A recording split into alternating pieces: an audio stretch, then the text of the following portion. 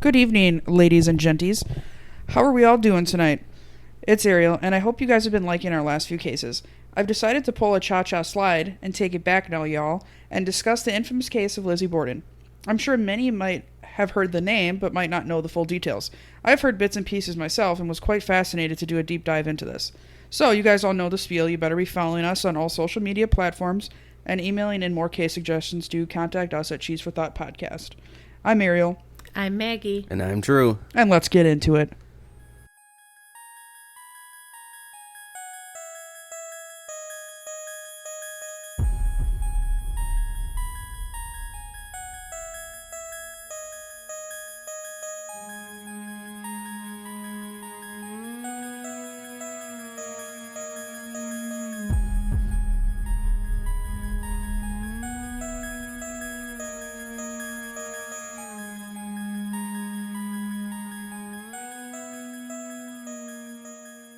Okay, so Lizzie Andrew Borden was born on July 19th, 1860. Hang on a minute. Andrew? Yes. Wasn't Lizzie a girl? Yes. Sorry. Andrew That's and Drew is I knew Drew was. I didn't know Andrew was. Sexual. Well, actually, it was actually very common in the olden days to have your father's name as your middle name. Oh, that makes sense. Yeah, I don't know about Andrew, but I didn't know that. I know Drew is. Like Drew Barrymore. Right. Yeah. But I didn't know about the father thing. That's kind of cool. Okay, so she was born on July 19th, 1860, which, crazily enough, is my youngest sister's birthday. Not the 1860 part, because she'd be old AF, but you know what I'm talking about. So, any who's-a-doodle, Lizzie was born in Fall River, Massachusetts. Her mother was named Sarah Anthony Borden, and her father was Andrew Jackson Borden. I'd like to point out that, yes, here we go, it's interesting that women have men's names as their middle names. Andrew Borden grew up very modestly and often struggled financially, even though he was a direct descendant of a wealthy family. Andrew worked in furniture and casket building, and he also did sales on the side. And then he worked his way into a property developer. I looked up property developer because I didn't know what it was, so it's basically someone who gets land and property and plans construction, development, renovations, and then profits off it. Oh, okay. So, he also was the head director of a few textile mills, and he owned a lot of commercial properties. He was also a president and on the board of the Union Savings Bank and the Durfee Safe Deposit and Trust Company. So when he died, his estates was estimated to be about $300,000, which, remember, that was back in the 1800s. So dude, that that's would be a lot. Yeah, that would be roughly $10 million now. Oh my God. I'd say dude had a little bit of everything going. Yeah, he was kind of like the jack of all trades at the time. Yeah. So even though Andrew was filthy rich, he was known to be quite sparing with his money, as many people were back then. So he was often considered cheap. He refused to pay for indoor plumbing at his estate, even though this was a common thing for the rich at this time period. Not for everybody, but the rich had indoor plumbing. That's how you stay rich. Right. So Lizzie had an older sister named Emma Lenora Borden. Lenora is such a pretty name. I like that. It is a pretty name. So she was born in 1851. So that made her quite a few years older than Lizzie. So I think it's about 6 years older. So, on March 26th, 1863, the girls would experience a huge loss. Their mother, Sarah, would pass away. Emma was only 12 years old, and this made Lizzie 3, so I lied. It's more than 6 years. I can't math. It is believed The math ain't mathin'. The math ain't mathin'. It is believed that Lizzie because she was so young, she was not able to understand what was going on or say goodbye due to her young age. Sarah was only 39 years old when she died. So, actually, it's kind of like a weird reality shock, because we're not much younger than she was. Yeah, but isn't 39 back then our 80? Because people. Well, that's what I thought too. But some young. of these people were, and some of the people in the story are in their 70s. So there was people that did live longer. So she died at 39. She had a long time period of suffering when her health was declining.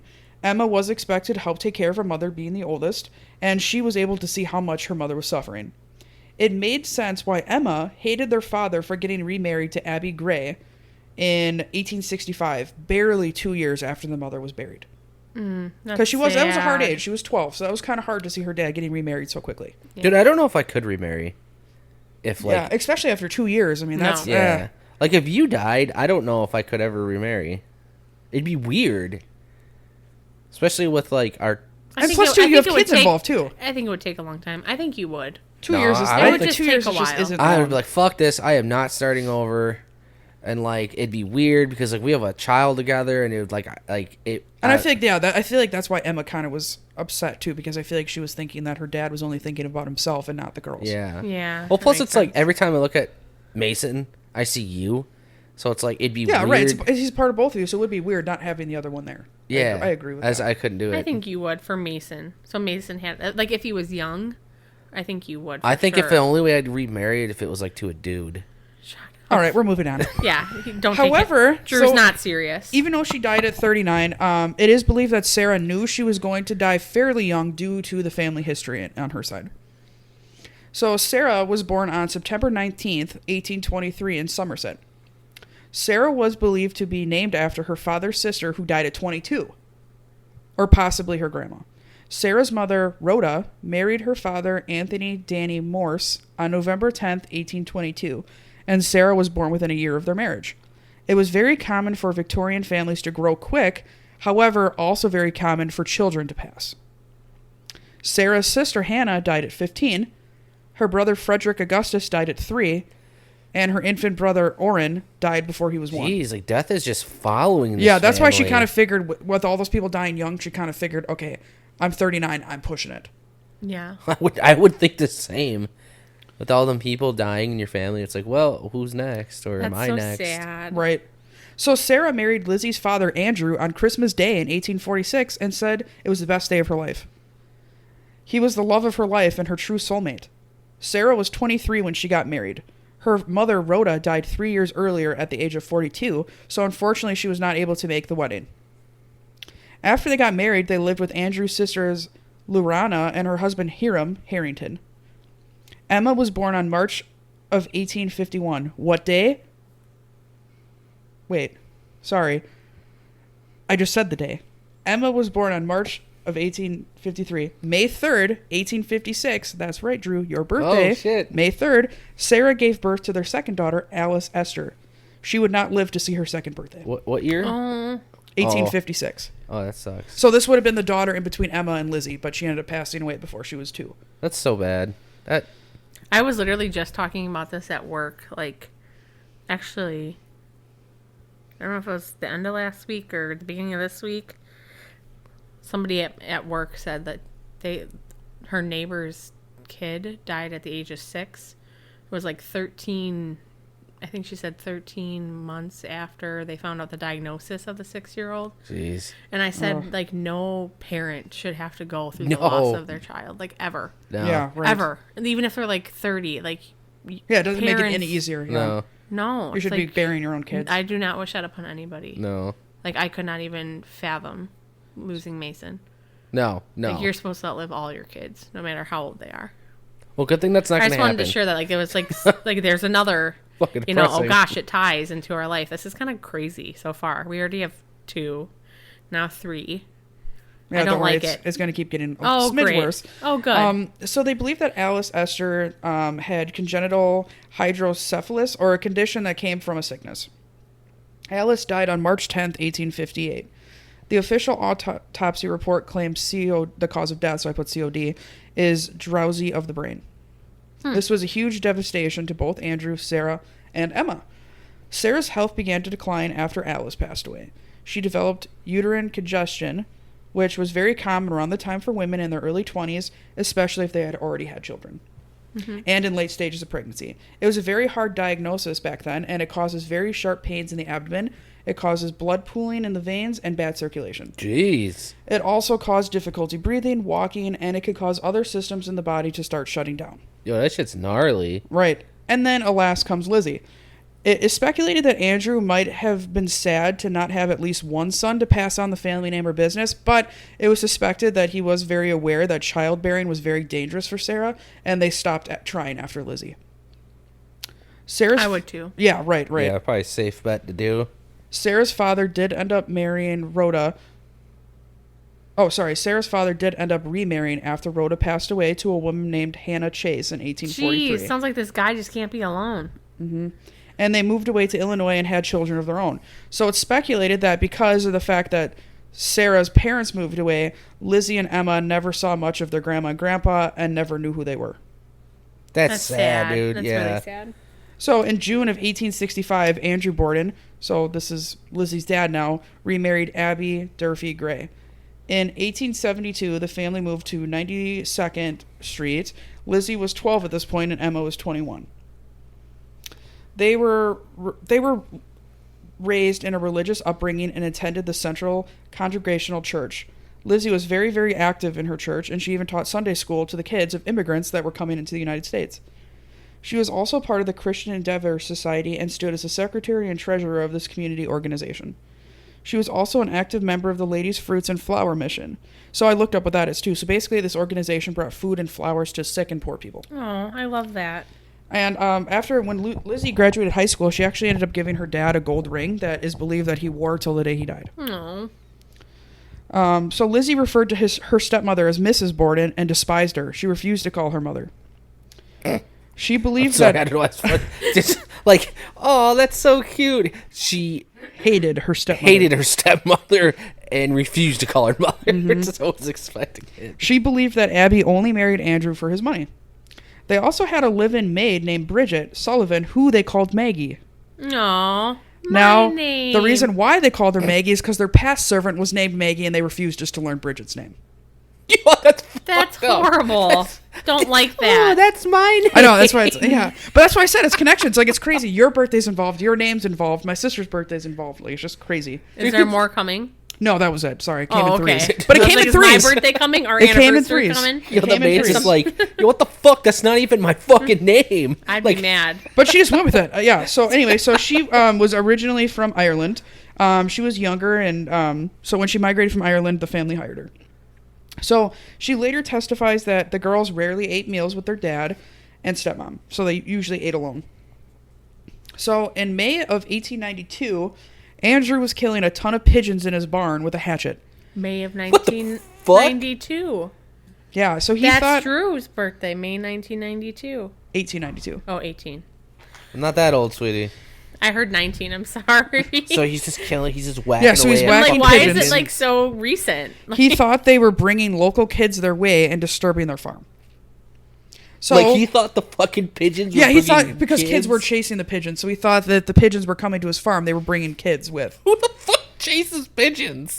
Apparently kids. In the 1800s, I don't know. I wasn't there.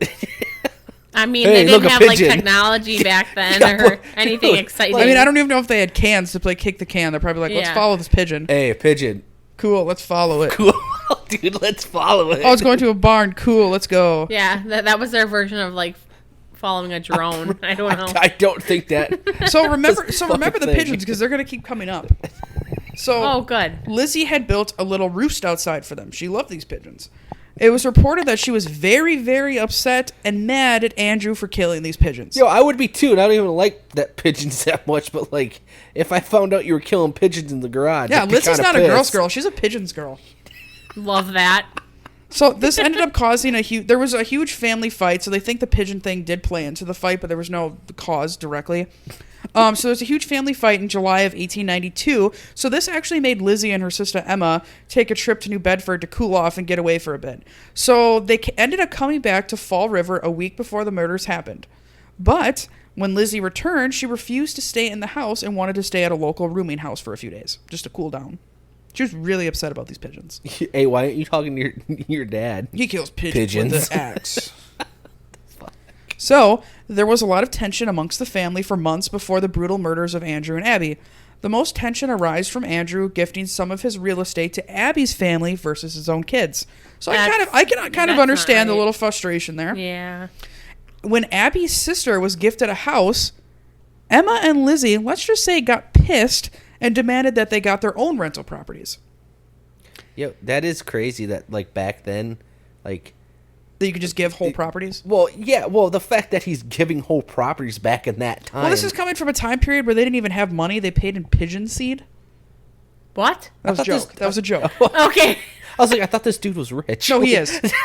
I just wanted to bring the pigeons back up. But no, that's crazy. Like, back then, like, that just shows how much fucking money the dude had. Yeah, that he right. was, He like, just was able to gift buying a house houses for his second wife's sister. Yeah. So Emma and Lizzie obviously were mad. So they ended up receiving the house that they lived in until their mom died. They bought it from their dad for $1, breaking the fucking bank. And You pigeons. can't even get a McDonald's wish. cone for that.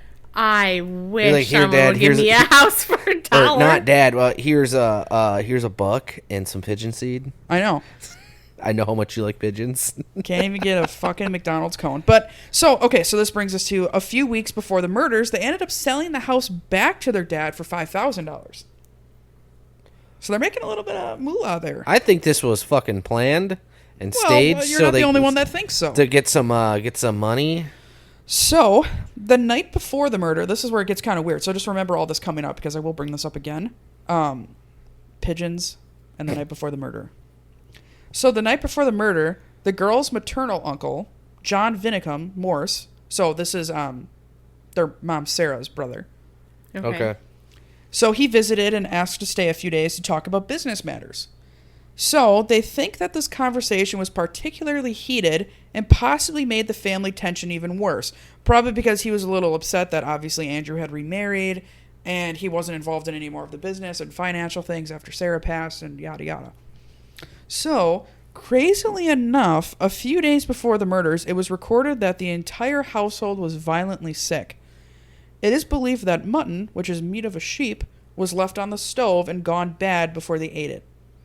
Abby, however, suspected they were all poisoned on purpose.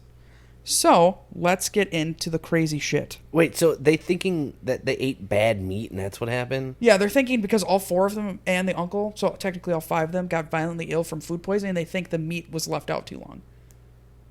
Is that even a thing? Well, who the I mean, fuck? yeah, because I've gotten food poisoning from meat now, but you got to But remember wouldn't too. you notice that if you fucking live meat in that was house, bad? You would think so, but look Well, at what no. they ate in the 1800s, though. Come on, you got to remember this is way older. No, what than I'm now. saying is like when you probably walk through the kitchen a million times a day, you're gonna see that meat like that's been out for days. You're not gonna eat that. Well, if I saw the it meat might just not have sitting been on out the for days, stove or even in the fridge, But I the wouldn't thing eat too it. is even if if it was frozen and then refrigerated and brought it back out and then try to refreeze it again, you got to remember that you can get food poisoning that way too. Oh yeah, I don't see, and I don't do that. And like I throw it away. temperature wise, it could have even been sitting out at room temperature for too long. Yo, meat goes bad that quick sitting It out. can. Really? I think so. I don't know. I've never done it, so I don't know. I mean, we can ask my buddy Gordon. Gordon Ramsay? Yeah, I fucking love Gordon Ramsay. I know him personally. Do you? No, Oh, you should know him. I don't. That's a We requirement. can probably communicate with him via pigeon if we're lucky. Be like fucking Harry Potter. I wish. That'd be fucking cool. it would be cool. So we're getting into the crazy shit here. So buckle up, sweethearts. I'm ready. Thursday, August 4th, 1892, Uncle John.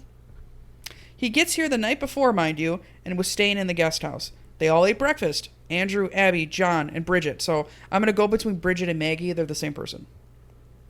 Okay. They're 'cause all they, there. They didn't Poor want to remember. Bridget. They didn't want to remember her name.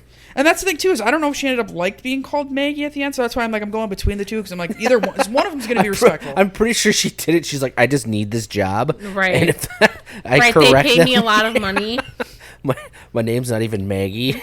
So they're all sitting at breakfast. Andrew, Abby, John, Bridget / Maggie. They're all there. Got it. Andrew and John went to a common room and chit-chatted for about an hour. So, John leaves around 8:48 a.m. to go buy some oxen for whatever the fuck. Somewhat. Some oxen. It's like cattle. They used it as like cattle for meat. It's like a cow. It's like a big ass cow. And I'm like, I don't know if he's prepared I've for the never Oregon heard- Trail or some shit to Yeah, like what hike the himself. fuck? I don't know what the hell he's doing with the oxen. Yeah, I've never heard of it's that. it's just meat. It's just like it's like a you know what a bowl is? So is it like Have you played the Oregon Trail? meat Yes. that's killed? No, oxen, No, they're alive. They're alive. So it's like Okay. what was dragging the things in the Oregon Trail. The game. Oh, gotcha. Yeah. So he was Alright. buying some They're not a oxen. cow. Okay. They're not a bowl. It's Got like a it. mix of the Thank two. you. Yeah. And so he buys the oxen and then he goes and visits his niece for whatever reason. I got you an oxen. Probably. You're getting married. Here you go, honey. So he was going to come back around noon for lunch. I don't want this. I want a Highland. No, she Highland wants cow? pigeons. Yeah, she probably knows what a pigeon is. Too bad Andrew killed them all. So Andrew left around 9 a.m. for a morning stroll, a brisk morning stroll. That's not the most 18 fucking hundred. That's why I I've ever said heard. it. Yeah, a brisk morning stroll. Brisk morning stroll You have to do the shoulder thing too. with your top hat. You got to move your fucking top hat And a when you're- monocle. Yeah, and a I monocle. could picture Andrew having a monocle. He probably looks like the fucking Monopoly man. I was thinking Mr. Peanut for some reason. So he's off on his brisk stroll. So cleaning the guest room was usually one of Lizzie and Emma's chores because, as we know, Lizzie's pretty young and Emma's in her 20s, so they really should be cleaning up after themselves. Bridget/Maggie shouldn't have to do everything. Shout out to all the Maggies. Thank you. Shout I out. appreciate that. Abby went upstairs around 9 to 10:30 a.m., so it's not clear what time she actually went, but it was after Andrew had already left. So the time frame's 9 to 10:30 to make their bed. So per the investigation, Abby was facing the killer at the time of her attack.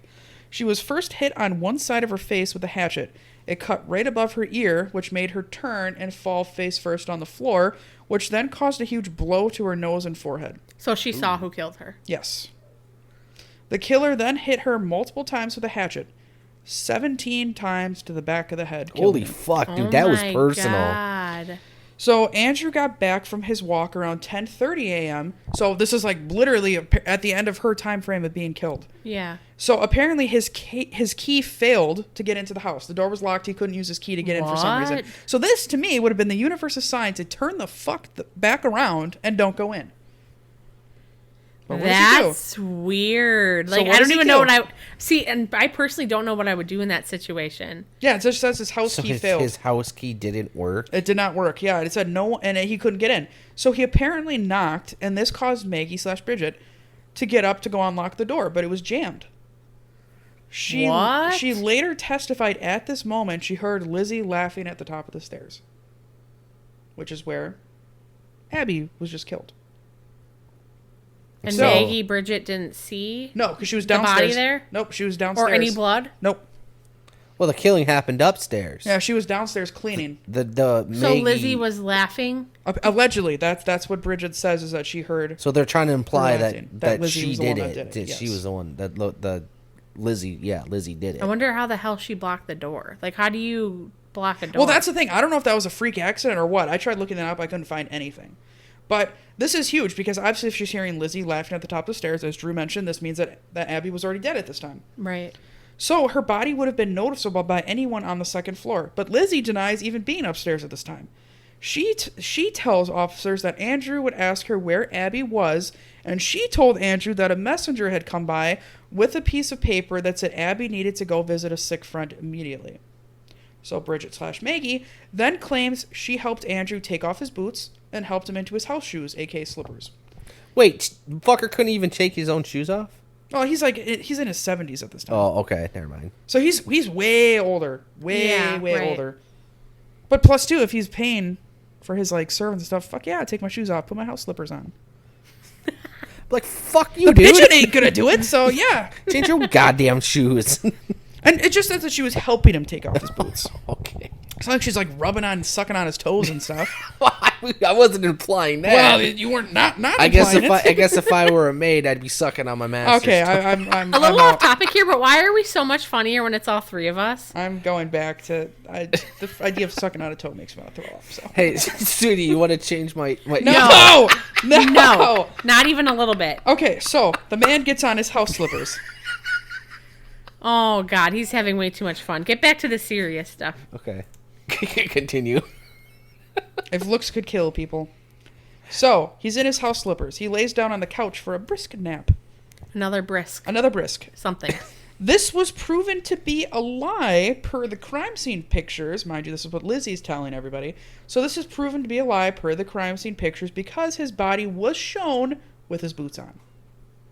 Oh, so people are... So Maggie was not actually helping him take his shoes off. He wasn't laying down to take a nap with Maggie helping him. He was laying on the couch with his boots on. He was found with his boots on. So he had just gotten home. Maggie is lying. No, Lizzie's lying. Oh, Lizzie's lying. She said that she saw Maggie helping You calling with the me a shoes. liar? You ain't... This fucking changing people's slippers Fine, and I will shit, refer lady. to her as Bridget now if it makes the No, tension a little I'm less. just messing around. So, okay, great. Well, then I'm going to do this on purpose. Okay. Maggie Okay. testified that she was in her third floor bedroom resting. She had just cleaned all the windows, so she was exhausted. Right. She was jolted awake by Lizzie screaming from downstairs around 11:10, shouting, "Maggie, Maggie, come quick! Father's dead! Someone came in and killed him." I think you did, my girl. So this is the one that was laughing at the top of the stairs saying Yep, this. this is Lizzie. Yes. I think she's either cuckoo bananas or she's the one that's in on it. Or both. Or Both. well, obviously, yeah. So now we're going to get into Andrew here. So Andrew was found slumped over on the couch in the downstairs sitting room. He was clearly hit about 10 or more times with a hatchet / axe type weapon. Same way. One of his eyes was completely split in 2 pieces. Oh, shit, dude. That is personal. Right. It is believed that he was asleep when he was attacked. His wounds were still bleeding, making this a very fresh wound when Lizzie apparently stumbled across the scene. So Dr. Bowen, the family doctor, arrived shortly after from his house that's across the street and pronounced both Abby and Andrew dead at the scene. Thank you, doctor, for telling us all the obvious shit we know. Where was Abby found, though? At the top of the stairs. Oh, because Maggie was sleeping. Yeah, Maggie was in her... That's right. So that story was a lie. Sorry. Yeah, no worries. There's a lot going on here. Yeah. So we're going to do a quick recap here. So Abby's at the top of the stairs, already dead. Maggie had no idea she was up there dead. Lizzie apparently was up there laughing. Maggie thought nothing of it.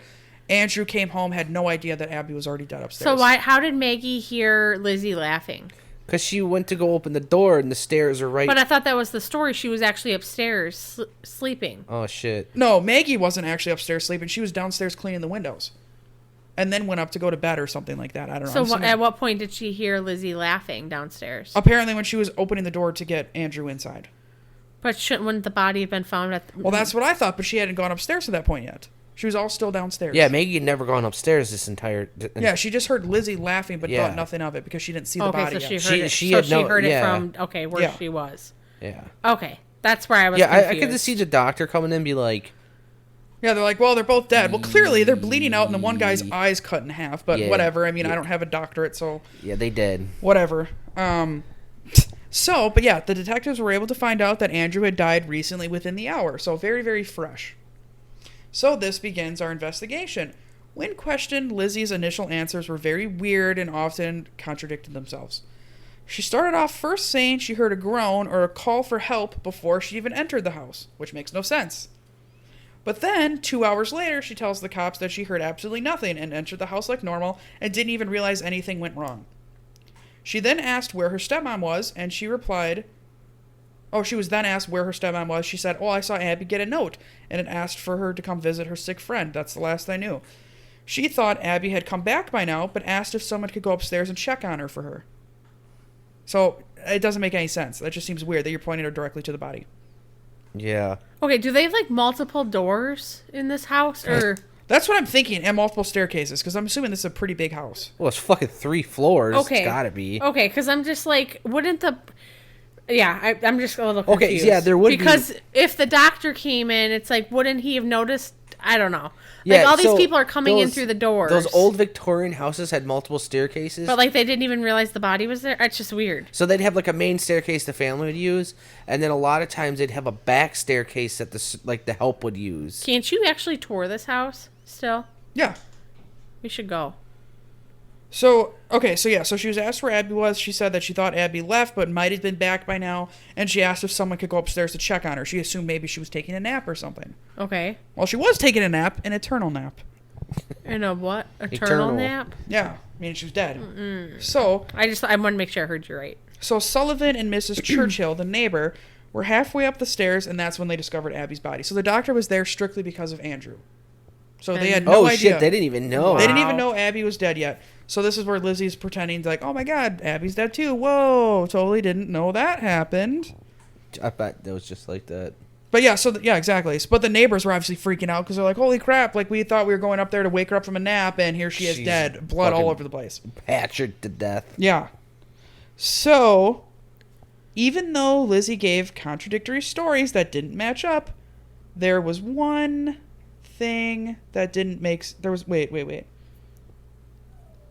Oh, here we go. There was one thing in common between all her stories. The police did not like her attitude. She was apparently very rude to the police. Probably because she's guilty. And then she went from being rude to all of a sudden she was way too calm and graceful considering the circumstances. Okay, because she's a psychopath? Yeah, they just found her stepmother, I should say. Stepmother and father dead, and she's calm and graceful. Doesn't really make sense. Doesn't really fit these. So you guys want to get some Applebee's later or something? Yeah, that's basically what happened. What? So it gets even crazier. So get this. Even though she was acting suspicious and her stories didn't line up, she was never once checked over for blood splatter. The cops did search her bedroom, but not thoroughly. They just did a brief check because Lizzie came in and said she wasn't feeling good and wanted to lay down. Yeah, probably because she killed a whole bunch of Yeah, people. right. And she didn't want they didn't want the nauseous cops now. to see anything in her room. But they believed the story and they just did a brief check and they're like, oh, okay, yeah, we'll leave. So they were highly criticized at her trial for their lack of. I was just gonna say that was Oh, a there's big drop on the ball. in there. Oh, there's a hatchet laying on the end table. That's she probably cuts down trees in her spare time or something. No, Well, this actually, room's clear. It's actually crazy because the next part is where they find the hatchet. So What? in the basement, the cops found 2 hatchets, 2 axes, and a hatchet head with a broken handle. So they think the hatchet head was the suspected murder weapon since the handle appeared to be fresh, and the ash and dust on the head seemed to be deliberately put there, unlike the other ones. Interesting. I'm sorry, but it's not funny. But it's just so stupid. They're like, oh, all the rest of them are clean. Let's just make this one dusty. Right. So whoever did this tried to make it look like it was sitting there for quite some time, but obviously it wasn't. They could tell that the dust was tampered with. Well, at least they were smart enough to realize that, Yeah. right? It was probably the pigeons. They're like, I mean, they "Ooh, dropped the ooh." ball on her bedroom, That's but not right. at least they noticed that, I Yeah, guess. right. Yeah, we Exactly. getting back at this family. The pigeons. That's what they're thinking. So, okay, so here it gets even crazier. None of the tools were removed from the house. Why? Why? You may Yeah. ask? Yeah, why you may ask? Yes. Well, because remember that mysterious sickness that hit the household before half of them ended up murdered? Yes. The family's milk and the victim's stomach were tested for poison, but none was found. Note, for this testing of the stomach, they did remove them during the autopsies in their own dining room. They did the autopsies in their dining room. Why? Isn't that crazy? Yeah, Is why? that what they did back then? They have didn't have no an clue. actual I've never heard building? that. I just saw this in the research thing. I just thought this was crazy. So, Yeah, I don't know. I've never heard that before. so keep in mind. So, So that's got to be like dirtying the crime scene more. yeah, right. It's so bizarre. It's so That weird. makes no sense. It's so weird. The local townspeople did suspect Lizzie of buying hydrocyanic acid in a diluted form from the local drugstore. So, for all of you non-chemists, hydrocyanic acid is also called prussic acid. It is highly toxic, volatile, and a flammable liquid or gas that has a faint almond odor. It is used mostly in chemical processes such as making fibers, plastic, and synthetic rubber, and extermination. So, you may be wondering, what on earth was Lizzie's excuse for having this chemical? Well, she was using it to clean her fur coats. Which, as you may have noticed, put 2 and 2 together. Where in the earth did I mention that this was a antiseptic? It's not. So it literally has no cleaning purposes. So she just bullshitted why she had this acid that could kill someone. She said she was cleaning her coats. Yeah, that's probably like a right. cover Yeah, just leave store, it. yeah. Just leave it. I don't understand. So she I fought- can't, like, I understand. Oh, I okay. just have no words. I know. My brain cannot comprehend the It just doesn't make any sense. idiocracy How old is she? of She's the in her- authorities She's here. 30 now. Oh, I thought she was a little one. No. Doing this. Nope. She was 32 when she killed. Or I just- allegedly. I just don't know killed what to say. them. But a lot of people thought she was way older when this happened. But yeah, she was in her 30s. She's acting like she's 13 though. With the stuff she's doing though, how she's doing it. So Lizzie and her friend Alice. So now Alice is a new character into the story, not to be confused with Maggie or Bridget. Does she Alice- die too? Does Lizzie kill her too? No. Nope. Alice is alive and well. Well, she's probably dead now because this was so long ago. Not to burst your bubbles, Alice fans, but Alice comes in clutch.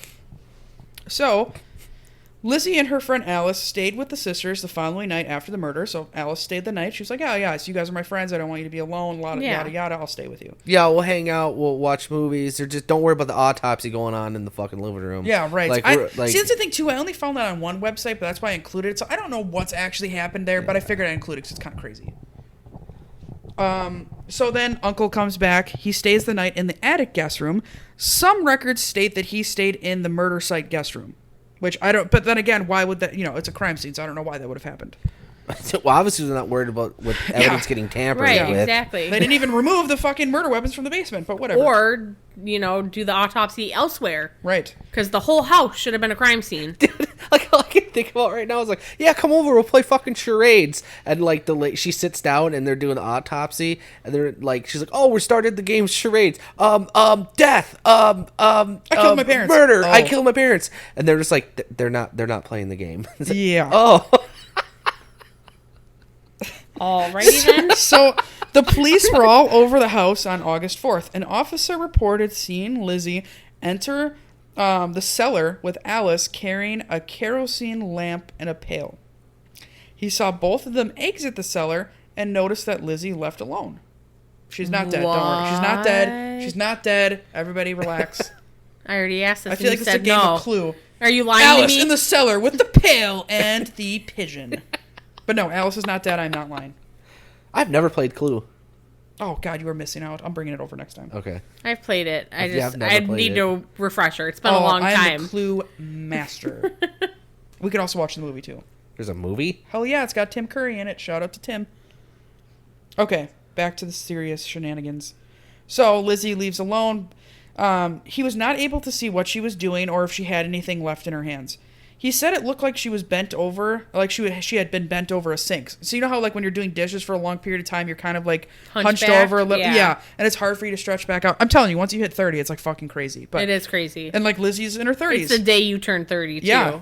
So she I looked know. You like, have no like I'm time old. to I'm prepare older than for you it. guys. I know. Like no time. yeah, Drew's actually 56. Second you hit 30, everything breaks. Everything falls apart. I'm retiring in a few days, actually. I wish. Yeah, I wish. But yeah, so he said it looked like she had been bent over a sink for a long period of time because she was walking a She was little probably weird. cleaning the fucking murder weapons. Nope, actually she was cleaning the murder outfit.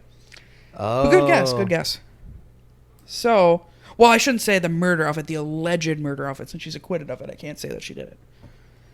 So, this brings us to the next morning, August 5th. Uncle leaves the house and was immediately targeted by hundreds of people and reporters. They wanted to know what the hell was going on. This guy, two people suddenly end up dead. Lizzie's the only one home. They obviously had questions. They wanted to know what the hell was going on. So the police had to escort Uncle back to the house. So the next day, the police did a much more in-depth search of the house, and they inspected the sister's clothing, which should have been done the first day, but they didn't. Yeah, they kind of dropped the ball. They on dropped the this ball one. on literally every single thing here, which is actually funny because it reminds me of a lot of cases that we cover where the police fuck something up, or even the TV shows that we saw where the cops just fail these people miserably. Like, no wonder why, like, there were so many murderers back then, because you could get them fucking away with Well, it. look at the Right. Jack the Ripper thing. If they would have, it's just crazy to me. Like, all the stuff that could have went, they could have caught her longer. Like, should we close down this house for a crime scene? No. Nah, tomorrow is a good. It's tomorrow's a new day. And the fact that It's they waited getting 3 late. days to search Yeah. their clothing, like, okay. Like, I'm getting kind of hungry, so we should probably just. we should probably get that leftover mutton. Yeah, there's mutton in the kitchen. It looks pretty. It's kind of old, but I think It's got, it'll be fine. it's got, what are those things? Those little worm things. It's got maggots in Maggots. it. Yeah, it's green. Yeah. It's got maggots on it, but it should be good. It's Extra okay. protein, it's fine. Yeah. It's just like, what the fuck? No wonder why people got away with this shit back then. Yeah. So then they also took that broken hatchet handle. So mind you, this is like 3 days after they finally take the damn hatchet head and the handle. So that evening, the police came back with the mayor. Why the fuck the mayor? No idea. What the fuck? Yeah, why the fuck is the mayor there That's now? what- I know. That's what I said. I don't know if in this time period, if the mayor also served as like a sheriff or some shit, or the mayor had to be there for like murder charges. I don't fucking know. This is like it reminds me of like a Halloween special on The Simpsons. Or it just keeps getting like more and more information. Like what? Yeah, like why the fuck is the mayor there? But yeah, so the mayor's there. He comes la-di-da. And they tell Lizzie that she's the prime suspect in the murder. So, okay, all of this makes sense, right? We're like, okay, this makes total sense. She's the prime suspect. She's the only one there, blah, blah, blah. That didn't have an alibi. Obviously, we already know Bridget/Maggie didn't do it. So, they tell her that she's a suspect. So then the next day, Alice comes back to the kitchen. See, Alex is good. Or Alice is alive and well. We're fine. Alice comes back to the kitchen and found Lizzie tearing up a dress. Lizzie told Alice she planned on putting it in the fire because it was covered in paint. I think it's blood. When the fuck was she painting? That's what I'd like to know. She wasn't. I also think it was blood. Hey, I got some paint on this. I'm just gonna burn it instead Right. of like use it as like So workwear. that's what I'm thinking. Maybe in the cellar she was trying to wash it out. And it didn't work. So this was work. before they came back to look at her clothes? No, this was after. They had not. They this didn't was see it? They did not see it. No. They And did it not- was there. And it was there. They did Oh not see my it. fucking... Where did she hide it? That's the thing. I don't know if she hid it in the cellar and they were just going down there to get the hatchet handle because they were already down there once and did their search. So they just came to grab the handle and she maybe just hid the dress somewhere they had already looked and she outsmarted them. Which I'm thinking probably because she's outsmarted them how many times now? It was sitting next to the mutton. It's probably inside the mutton. The pigeon probably flew off with it. The pigeon's like, I got you, Lizzie. So, and then brought it back, and she's like, "Shit, I gotta get rid of it." right. Oh and wait, hey, you killed that dude that was killing all my friends? Oh, I'll take that dress. yeah. I And got I you. think that's why she was down there. I think she was trying to wash it. It didn't work. So I think that's why she wanted to burn it now, to get rid of the evidence altogether. But the fact So- that she blamed it on paint, it's just Well, and like, here's the thing, too. So the dress was never figured out to be if this was the dress she was wearing the day of the murders or not. I imagine it was, because why the fuck else are we just burning random dresses covered in Right. paint? I I mean, would what think the so fuck? as Is she well. like an arson? I don't fucking... I don't think so. Let's just fucking... I think maybe she's she just is. trying to cover her own ass here. That's kind of what I was thinking, too. So, now Well, let's now get we'll in- never know. Well, now we'll never know, yeah. So we'll get into the investigation hearing. So, Lizzie comes to the hearing on August 8th.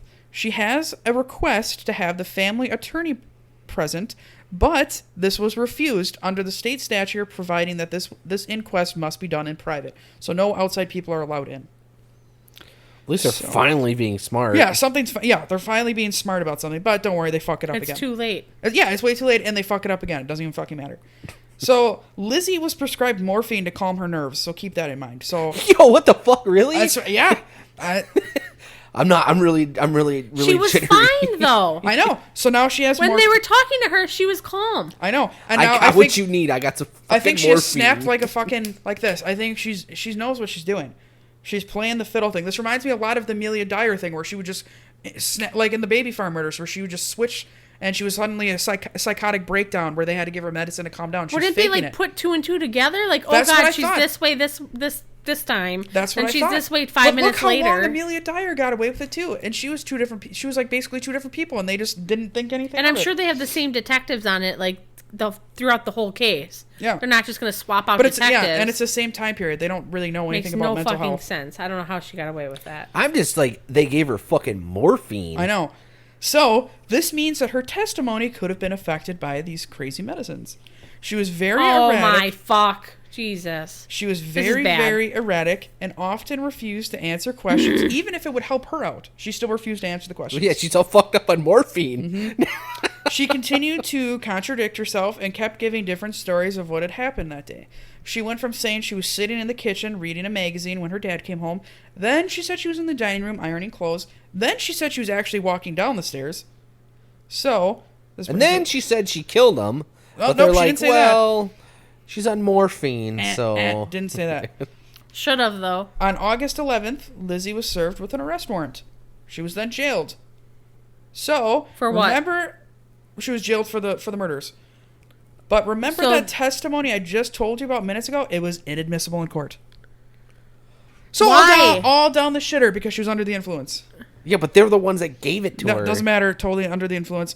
And it also was. They also said that it. So they changed- caught her, and she got off again. No. Yeah. No, I think- Basically, she said something that was damning in court, right? Well, it was just during her like testimony thing. It wasn't the actual court.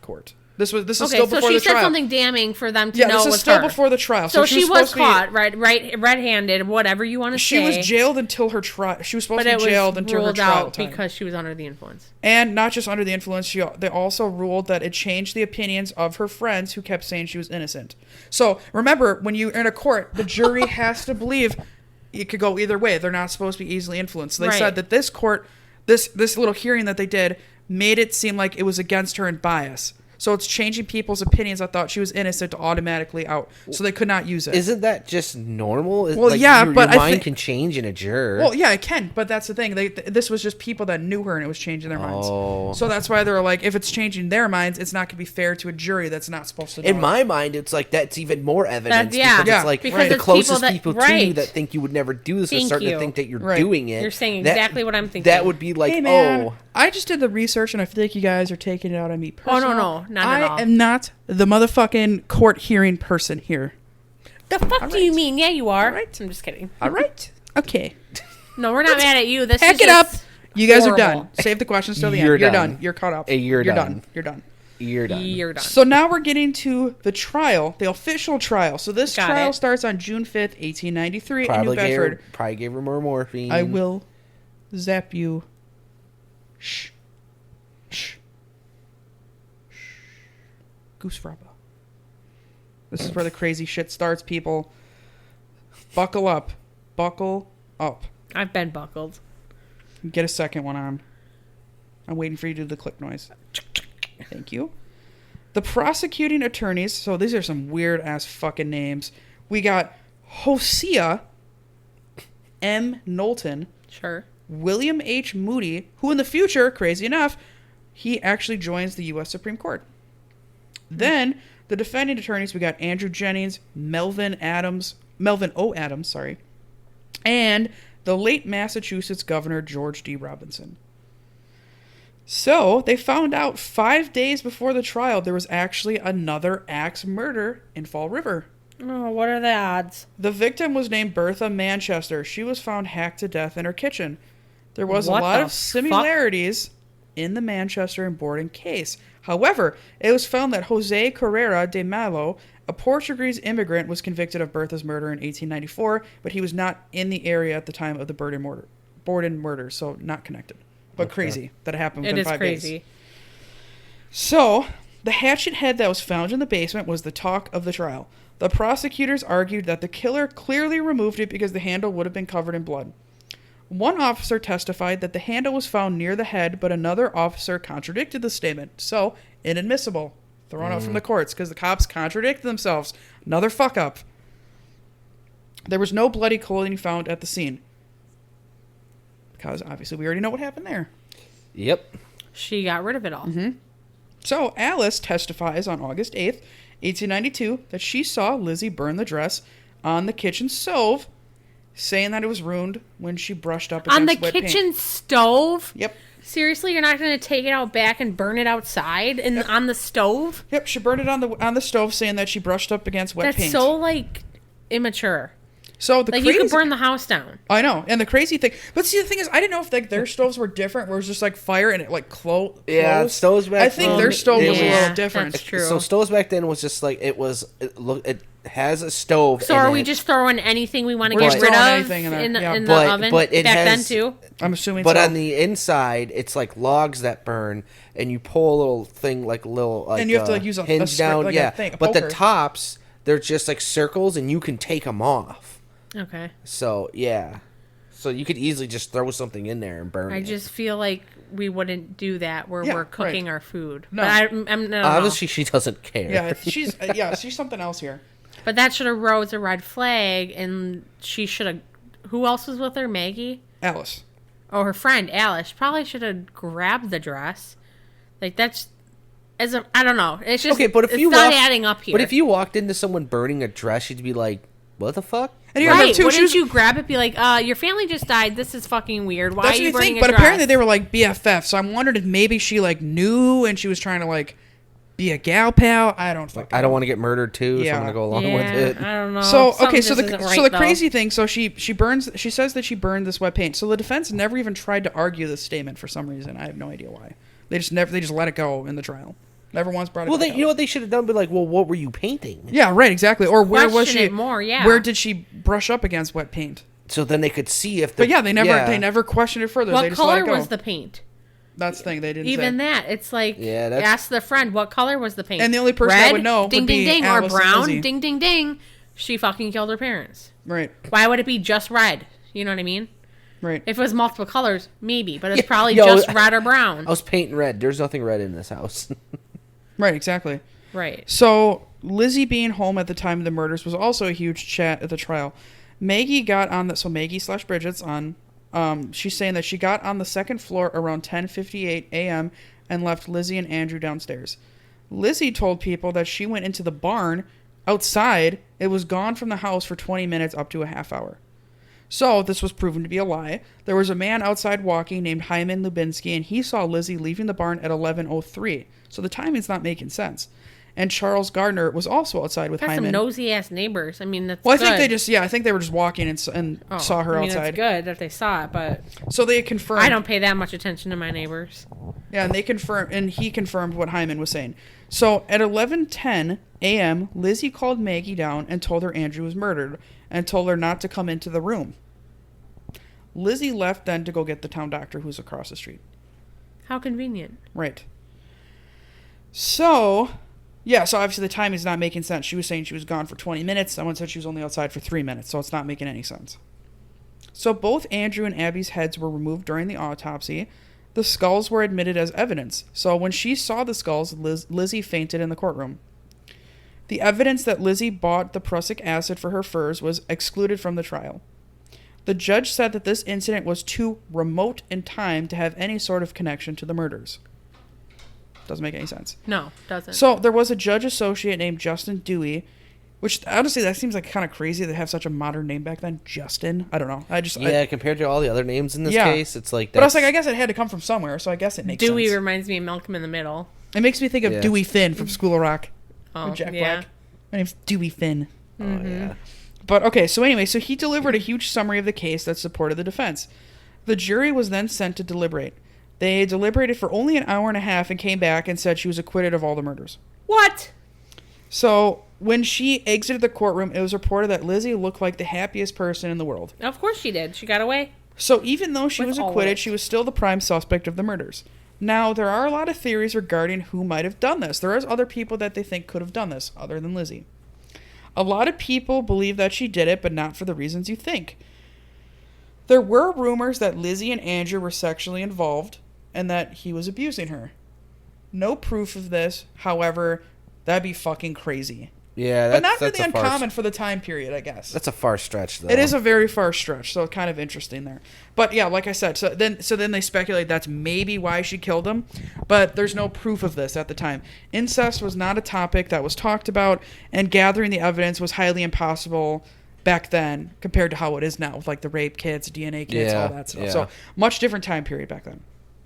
So then there was another theory that Lizzie was actually a lesbian and in a relationship with Maggie.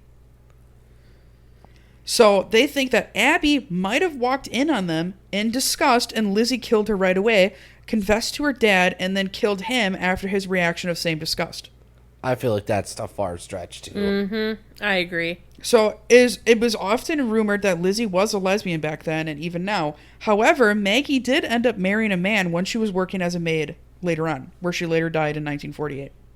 So apparently she did give a deathbed confession to her sister that she did lie and change her testimony to protect Lizzie. Oh. So that's why it makes me think that maybe she was like maybe bisexual and they did have feelings for each other at some point. I don't know. But still, she still murdered him. No, I know, but I'm just saying like the fact that Maggie was claiming that she claimed her testament, you don't just do that for a friend, you know? No. No. It just makes me think that maybe there was more going on, but no proof. So, yeah, so it was just hearsay, but interesting if it was true. So, also speculating that it wasn't actually Lizzie who murdered Andrew or Abby, but John Morse, the uncle. He rarely met with his family after his sister passing, but he came to sleep in the house the night before the murders. Wait, what? Really? Yeah, remember I said that before? He came, he came the night before to discuss business, but it's like he rarely came over after his sister died. But all of a sudden he's there the night before the murders. A little weird timing. Could be coincidental, sure, but a little weird. Yeah, that is weird. Or maybe he was in on it. I don't know. He could have had a plan with Lizzie the whole time to split the money. I don't know. I could see that. But Obviously he had hard feelings for the family if he never showed up that yeah, much. right, and that's why I thought it was weird. He just magically just shows up the night before the murders. However, law enforcement also noted he gave a weirdly perfect and over-detailed alibi for the day of the murders. Like, you know how some people when they're lying, they overdo it and they like try to add detail and crazy nonsense? Yeah. I don't know. But yeah, it was just really weird that he had that. So he was actually a prime suspect for a point of time. And here's another crazy one for you. They also think someone by the name of William Borden could have been suspected to kill them. He was suspected to be Andrew's illegitimate son. Oh, jeez. So it's believed that he might have tried to extort money from Andrew, and it failed. But after much research, it was proven that William was in fact not Andrew's son. No relation. Oh, okay. So this leaves for one more thought. Emma, the sister. Emma did have an alibi at the time of the murder. She was staying in Fairhaven, which is about 15 miles away from the house. They think that she could have visited the residence to kill Andrew and Abby before going to Fairhaven to receive a fake telegram that she sent herself advising her of the murders. Interesting thought, but possible. Yeah. But no proof. So let's circle back to life after the trial. Lizzie and Emma moved into a large modern home together. Lizzie actually changed her name to Lizbeth Borden, because she liked how that sounded better. in their new home, Lizbeth had a staff of live-in maids, a coachman, and a housekeeper. Since Abby died before Andrew, here's the crazy thing, her estate went to Andrew, and then since Andrew died, the Borden sisters got his estate and Abby's estate. Oh, shit. So that's why they think that she killed Abby first. Because her estate automatically would go to Andrew. Andrew dies, everything goes to the kids. That's how the will was worked out. How would she was- know that though? I don't know. But I'm assuming it makes sense. Because once they got married, I'm sure, she was a kid, she probably understood that, okay, when you die, your stuff goes to your spouse. It makes sense. So I'm thinking that maybe she just knew that. Because she was in her 30s when she killed him. So I'm thinking she probably just... stupid, yeah. I think she just knew that, obviously, her estate would go to, Andrew. When Andrew dies, they were the only people left in the family. Yo, that's nuts, because though. both Emma and Lizzie never had children. That's nuts. That is crazy. Yeah. So that's another speculation thing that, she could have known all that. So, but there was a huge settlement that was paid to Abby's family because I think they ended up suing or something. Okay. But so the rest went back to Lizbeth and Emma. So I'm going to continue to call Lizzie Lizbeth because now her name is legally changed at this point. Okay. So it's even on her tombstone now. Believe it or not, it's Lizbeth. Is it kind of coincidental that she changed her name? Oh, yeah, for sure. I think so. But she ended up keeping Andrew as the middle name. You do think it's coincidental? You don't think she did it on purpose? I think it's... No, she did. I think she definitely changed it on purpose. Oh, you were being sarcastic. Yeah. Sorry. You didn't sound sarcastic. Okay, so there was a huge settlement, and then the rest went back to Lizbeth and Emma. Lizbeth was accused of stealing in Rhode Island in 1897, but nothing came from that. Then in 1905, Lizbeth got into an argument at a party, and this caused Emma to move out, and she never saw Lizbeth again. Oh, wow. So up until when she died, did not talk. So Lizbeth got really, really sick the last year of her life. She ended up having like gallstones and stuff like that. Sorry, I don't know why my thing's like frozen. So she ended up having her gallbladder removed, and she was never the same after that. She ended up dying from pneumonia on June 1st, 1927 in Fall River at the young age of 66. So the funeral details were not publicly published, and actually very few even came. And Emma died from chronic nephritis, which is kidney infections, weirdly enough, 9 days after Lizbeth. So kind of weird. That is weird. Yeah, that is... She died in a nursing home in Newmarket.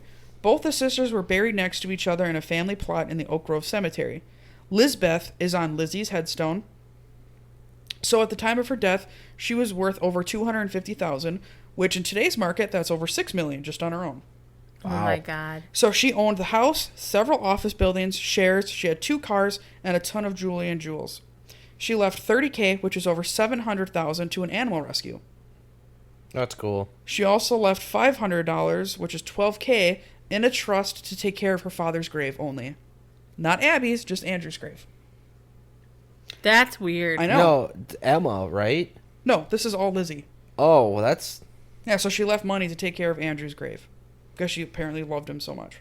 But she killed him. Yeah, but I don't know if you heard what I was saying before. There was rumors that they were sexually involved in everything. Yeah, I did hear all that. And then the fact that he wore the ring, the gold ring on his finger from her till he died. I don't know. It's just a little weird, but, it's all that's speculation. his daughter. Yeah, but it was like a gold wedding ring kind of thing. that's his... It's just a little weird. I don't know.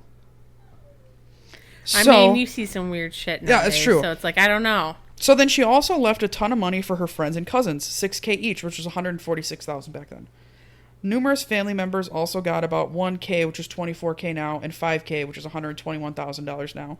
So even in her death, this is quite generous. Yeah. She gave every single cent of hers away. Makes you wonder, especially giving all that money to care for her father's grave. Just doesn't make sense. So the Borden house is now a museum and a bed and breakfast with that 1800s styling. There are pieces of evidence such as the hatchet head that are preserved there by the Fall River Historical Society. There was also a nursery rhyme that was wrote about Lizzie Borden. So I do have it written down if you guys would like to hear it. Sure. It's Lizzie Borden took an axe and gave her mother 40 whacks. When she saw what she had done, she gave her father 41. It was possibly made up to sell papers, because it's catchy. So they're like, okay, this is a good headline. Considering Abby only got 18 hits and Andrew got 11, so the 40 and 41 doesn't make sense, but it rhymes, it's catchy. Yeah. Makes you wonder what the hell's going on. Yeah. So now there's a new verse. Andrew Borden is now dead. Lizzie hit him on the head. Up in heaven he will sing. On the gallows she will swing. Creepy. It is kind of catchy. It's creepy, but it's just like, oh. Yeah. It's eerie. It's weird. Yeah. But I like is. it. Yeah. So, let's get into a couple of reasons why we do believe she thinks she might, why we think she did this. One, if it wasn't Lizzie, who the hell would have done it? Like, seriously, let's think about it. The Emma doesn't make sense. The uncle doesn't really make sense. I mean, I guess it could be the uncle, but I don't know.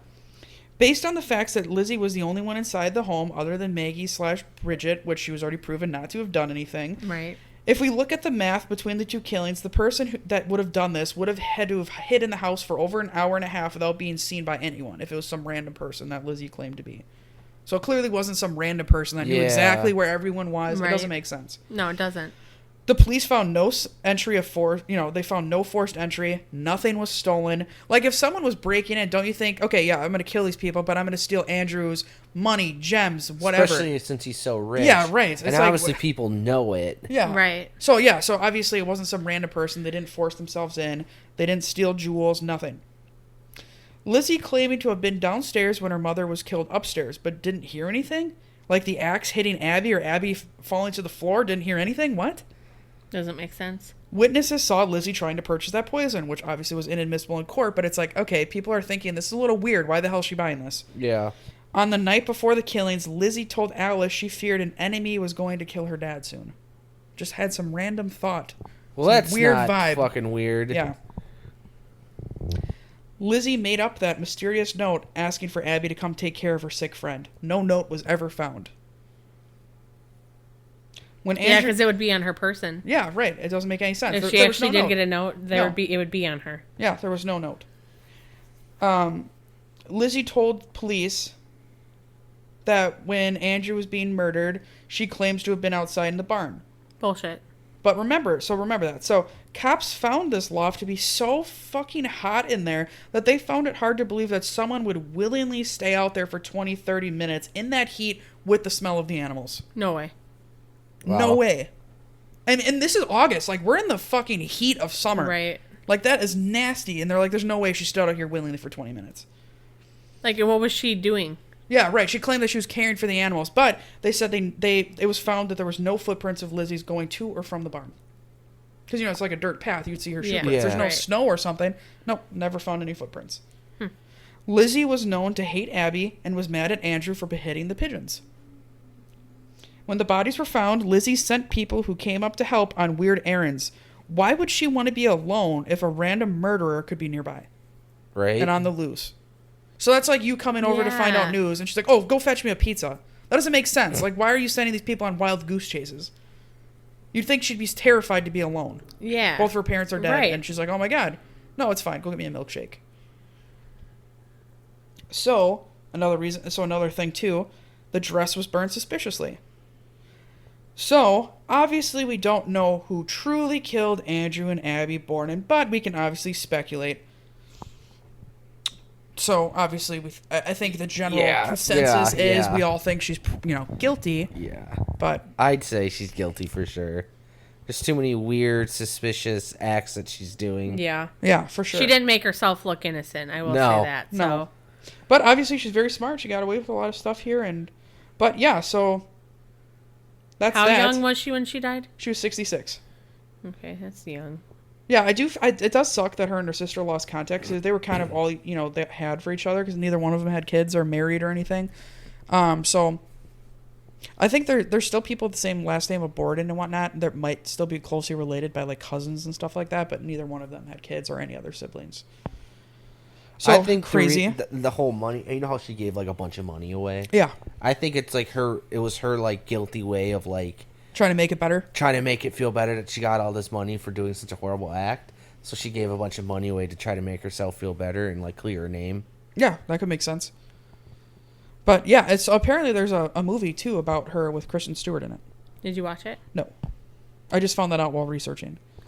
So if anybody's seen it, let us know if it's any good. I don't know if we have any Kristen Stewart fans out there.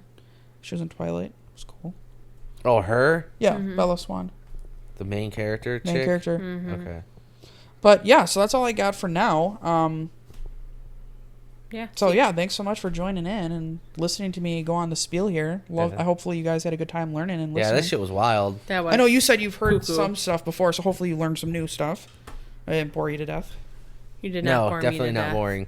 But okay, great. Well, we're gonna sign off then, and then join us soon. I guess Drew, you're next. I think Yes, I'm next. so. I'm still Yeah, is that- debating what the next case is going to be, but Well, it'll be awesome, so you don't have to worry about that, peeps. But all right. Well, thank you so much for everything. My name is Ariel. My name is Drew. And I'm Maggie. Toodaloo. Peace. Bye. Okay, I can't do it anymore.